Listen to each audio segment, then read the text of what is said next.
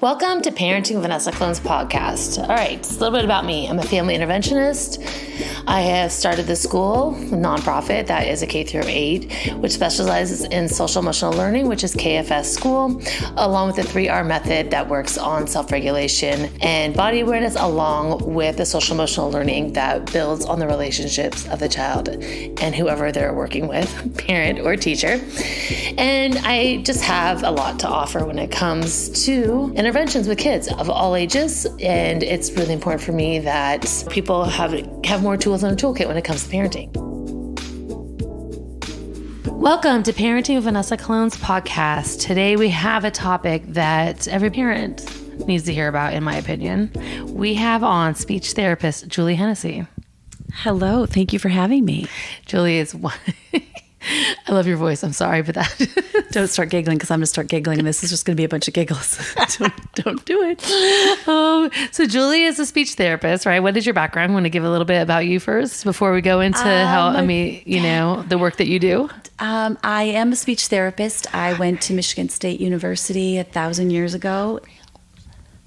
And I started in medical speech therapy, which is trachs and vents, people with cancer in their throat and their head and neck. And then I worked in... I had no idea. Yeah. Wow. Yeah. The way I got into speech therapy actually is because my father had laryngeal cancer.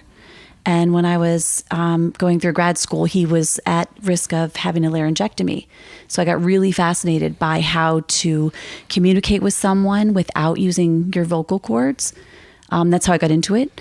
And then I did that for a while and then moved out to California and began running rehab centers for people who, for elderly people and people with traumatic brain injuries.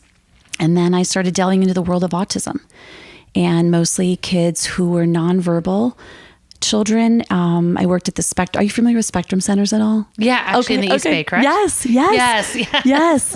I worked there for years and then started working for myself and began using more information about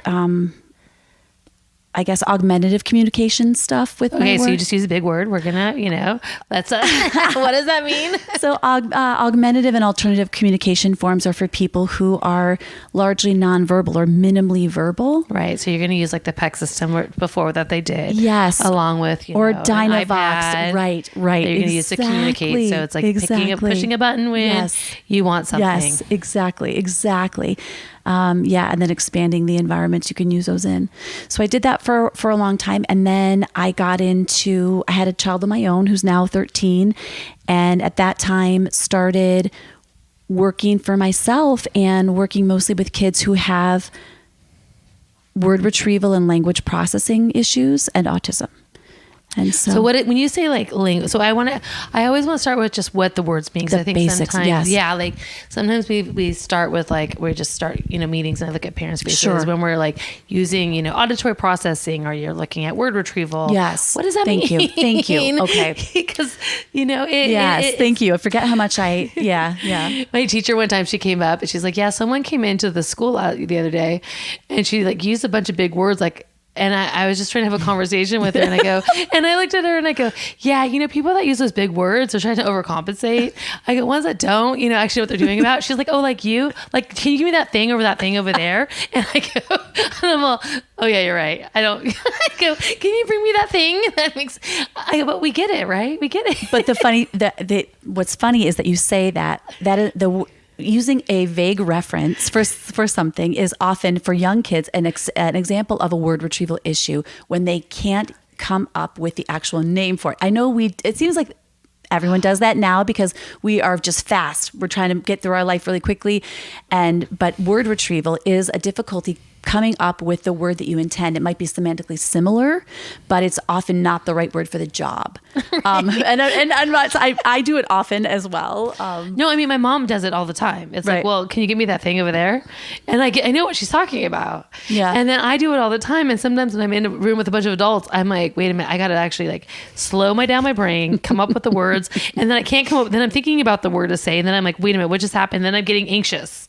Well, what we know about language processing is that it actually is it's a hierarchy, and language processing happens in a way. The first thing is the label. So you know that this object is an apple, and then you know the function of it, then you know the feature. Right. And what we know is that some kids can't nail down those attributes.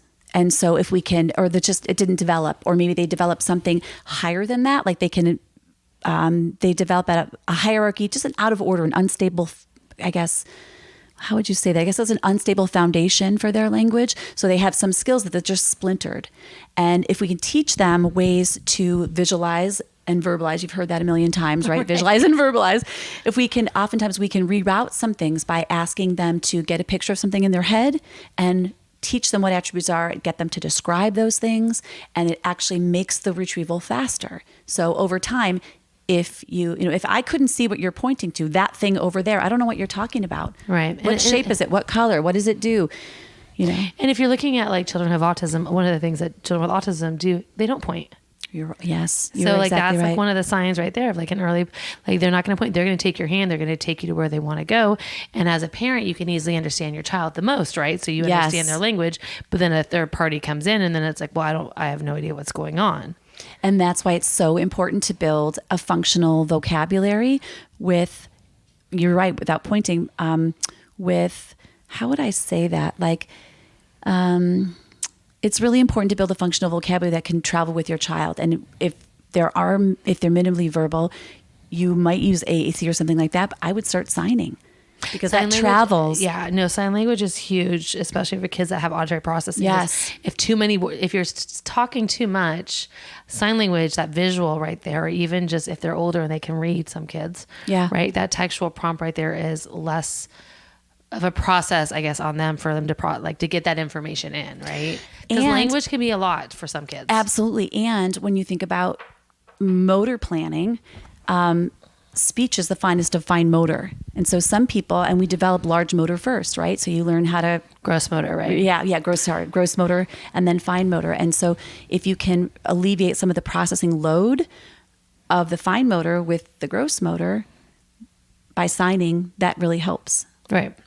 I mean, even babies are signing. Yeah. I want milk. You want other things. Of course. Like yeah, absolutely. And then you're building the language even though you don't have the speech. Right. But the kids understand. Absolutely. What are the first sounds that parents should be looking for? Your bilabials, P, B's, M's, N's, things like that are, you're talking... Gosh, I don't even remember. I don't remember all of them. But I know I don't remember the list of what you should have. Like what 0 to 1. Oh my gosh, the main thing to look at is that you have babble, that you have a repertoire of sounds, and that you have intonation, and that you have communicative intent. That's the first thing to look for. And then that back and forth. Yes, you could. So when I say intonation, you have someone going back and forth. Right. You can tell that there's an intent to it. But the best thing you can do for your child is talk to them all the time. Narrate what you are doing all the time, because that receptive well is going to fill and you can't pull it out, if it's not in there.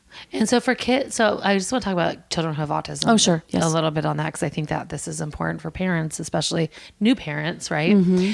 So like, what are the early signs? Because for me, when I get a call, it's always, my pediatrician or my doctor referred me to a speech therapist first. Then it goes OT. And then it's going to go into ABA once they start realizing that. So like, why is it, I guess, is it just always, do most kids with autism have a speech delay, do you find? Or what is it about speech with children who have autism?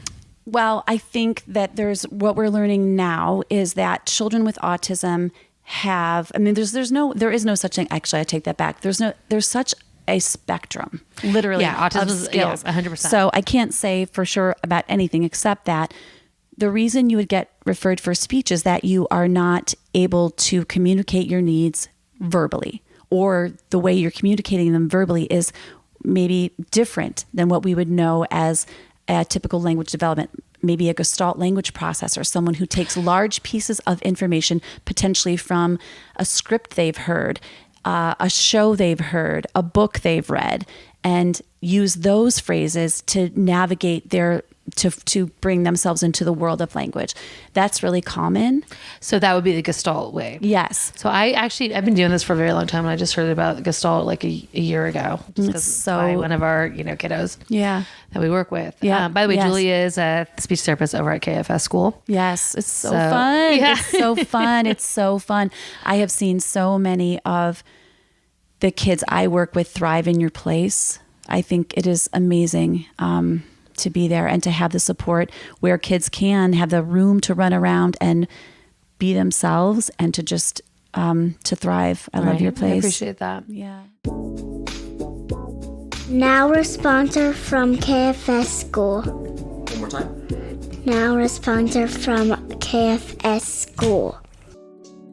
KFS School is a nonprofit located in San Francisco that has a strong emphasis on individualized social, emotional learning curriculum that was created by Vanessa and has been adopted by countless schools across the Bay Area and more.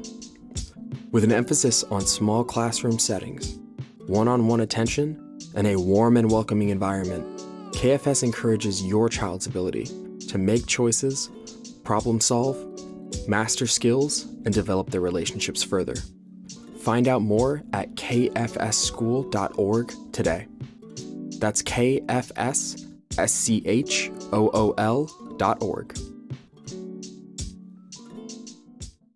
But I want to go back to this because I've always, let's go back to this Gestalt, because I've been doing this for a very long time. So for me to hear like a new terminology, I'm like, wait, where did this come from? So that would just be like scripting in a way, right? Yes. So would that be the same because the word that I'm used to hearing from other professionals is that the child is scripting something and they're trying to say something. So like it might be like Toy Story or like a scene from there, like you made me really mad, and it's repeating what they've heard. Yes. But in a way that like, okay, well, I don't know how to come up with my own language. Right. And I'll give an example of a student that there was at KFS, there was a couple months ago, we had to have a repair. There was water that needed to be repaired. Do you remember there was... Am I what? We've had a couple water. Okay, it doesn't matter. It doesn't matter. Is this like the actual water? Is this the actual water? Something to do with the ceiling. Oh yeah. That was December. And this child brought in a comment about a worry from water breaking in through the ceiling from elemental. From a show he had watched. Right. And what we came to understand is he was worried. And this child did not really, we hadn't talked really about worry, but what this brought in was that he absolutely was worried that water could break through the ceiling. And then we made a worry scale, and then we were able to bring this, and I would never have understood. I didn't know his reference to the show at first, but yes, using something that they are familiar with to express what they mean. Right. Yeah. And like how they're feeling. Yes. Not just, yes, exactly. The expressive language of your actual feeling. I mean, it's hard for, neurotypical people, but like anyone that's still like just trying to understand these big emotions is hard in general, right? For sure. And it doesn't, like Gestalt language processing, there's many stages of it. And so what's also kind of unique is learning what those stages are and how you can move a child, give them scripts that they can then transfer, they can mitigate them into other places. So there's a whole group of people much smarter than me who figured out what those pivot points are, right? And how we can then work on scripts in play, like we were doing that today. Yeah, it's so fun. So again, this is me being this isn't my field, right? Yeah. So social pragmatics, like what would that look like versus like the Gestalt versus the scripting, or like, like I'm just curious on that piece because that always confuses me. Okay. So pragmatic language, again, super spectrum of abilities, but it could just be so much as not giving eye contact when you walk into a room, or understanding that what you might say to someone in a greeting, or those nuances, like just the social rules of communication, body language, eye contact, those things. But kids who are Gestalt language processors are also oftentimes need social coaching, because you might walk up to someone and they might use a script to tell you basically to go away, but that's not appropriate. No, 100%. That's not appropriate. So then you say, oh, let's try this again. Let's have a redo. Let's try this again. What you could have said is like, and then replay it, role play it, so you can get back and use an appropriate communication style. Right. But if they're not at the right stage, you might not get any of that. And what's sad is that there's so many people in Gestalt scripts that professionals and parents and the world don't realize is communication. Because they are communicating. They and think they are that it's thinking just about, yes. Right. Yes, and so that, yes. and if you are missing that moment, Yes. you're just thinking they're in their own world. Yes. And not doing it, and you don't go deeper into it, then Right. you're missing that piece. Right. And that child's not feeling heard. Right. And what's tricky is that if that script is repeated over and over and over again, it's hard to know, right? It's hard to Unless know. you figure out what else is going on. Yes. That's your job. Yeah. That's your job to figure it out. That's your job. That's my job to figure it out. Yeah, that's you. 100%. That's me. Yes. Yeah, no, but it's, I definitely I'm learning a lot more about the different ways to pull kids in. And at your place, I'm having fun with just bringing Gestalt language processors and typical language development processors who have social pragmatic issues together. And it's really fun. Right. How does that work?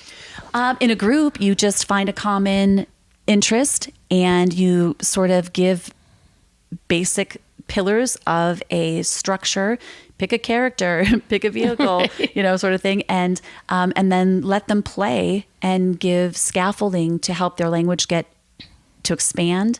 And you want to, a great guideline is to acknowledge what someone is saying, expand, and then refine over the process of, so expand on the little bit. Can you give an example, not to put you on the spot? Yeah. Yeah, I think this is for parents, especially because like parents are hearing this and it's like, okay, well, how do I'm like, wait, I don't this is great information, but if you don't have like a concrete way of doing it, so good point. Let's just kind of come up with like, if I'm coming up to you and it's like, I'm just playing with my car up and down and I just want to play with it by myself, like, and I'm just, saying room, whatever. And you say, you might say room, I don't know, you might say, cargo fast or I don't know. This is a good example.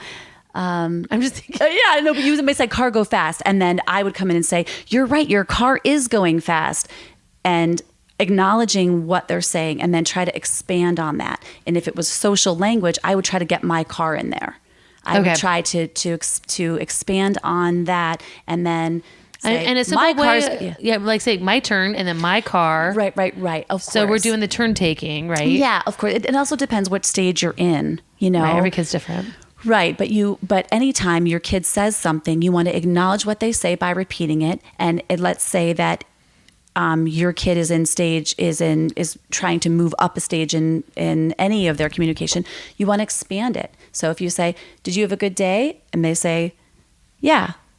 You say, "Okay, because," right? That seems so simple. But some kids don't ask. Like, you'll be like, "What'd you do today?" And I have parents that tell me all the time that will call me like, I have no idea what my child does all day long. Well, part of that, they don't have the recall. And part of it is that parents are often asking yes and no questions as opposed to questions or giving. And some kids can't do that. You have to, for kids who are language or speech delayed, it's really important to have a little bit of understanding, like the structure of their day, to say, did you sit next to Sherry or did you sit next to Jonathan? Did you have music today or did you have PE? Some of it is that kids... The questions that are being asked. Right. Okay. Yeah, so teaching parents how to minimize the number of words they use and to ask questions in a way that is fruitful for kids to answer with not just one word is really helpful. But like you would say, like, how was your day? I guess that is a one word question, right? Good. Because you would say, what did okay, you? Right. Yeah, you would say, okay. And then it was like, well, then and so conversation stops. Well, so if someone said, if a kid in my office said, oh, so I would say, what did you do today in blank?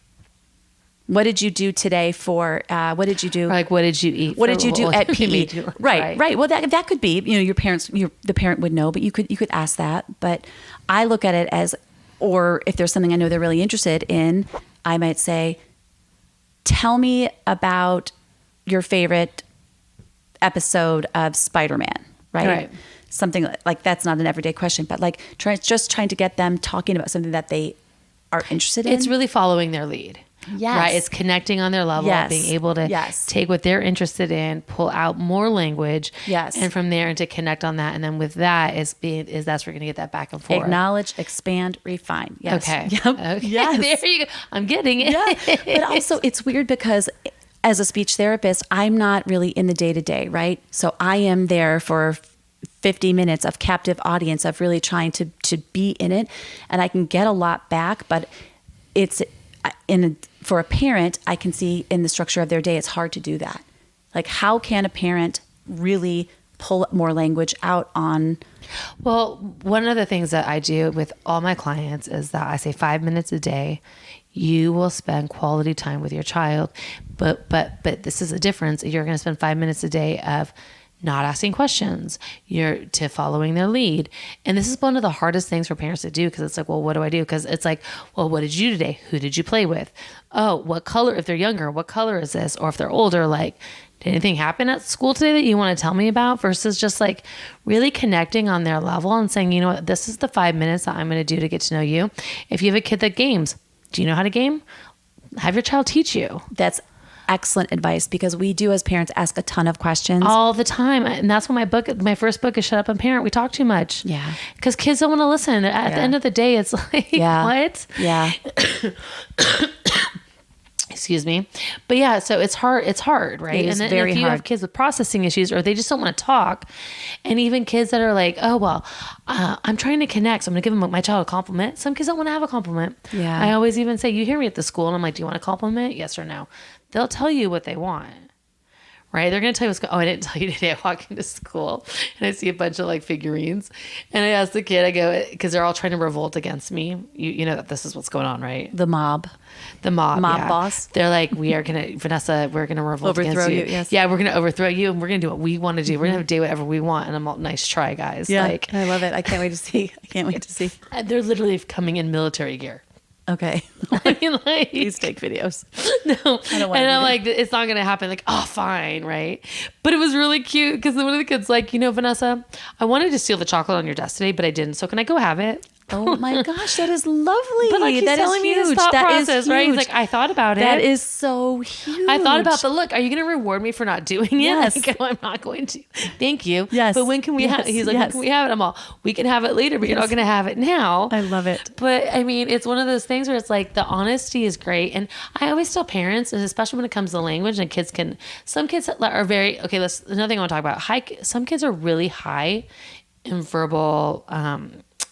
And their verbal skills. Like, you mean just hyperverbal? You mean like that? Or you mean like that they can like sit there and talk to you about multiple things, but then if you ask them something that happened, they can't like answer the question. Right. This is so it true. looks like they have a higher understanding of something, and you're like, well, wait, they can't comprehend X, Y, and Z, but yet they can explain everything there. And then parents are like, my kid, listen, it does mean your kid's smart. I totally get it.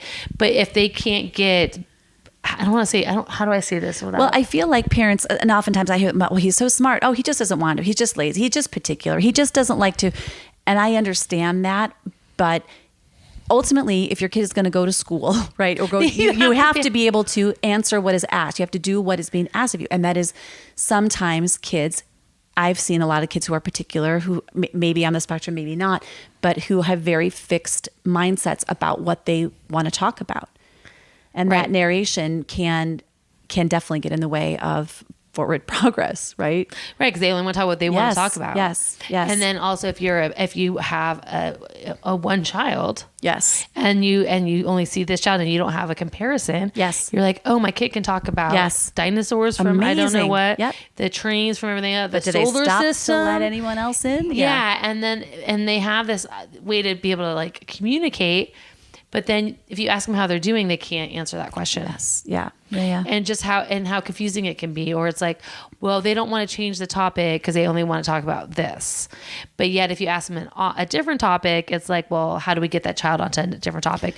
Versus like saying, okay, now you talked about this. Now it's my turn to talk about something. Then you can have your turn back. But it's that back and forth conversation, which is important for any relationship with our friends. And sometimes you need visuals. Like, I used to have these like little tiny tennis rackets.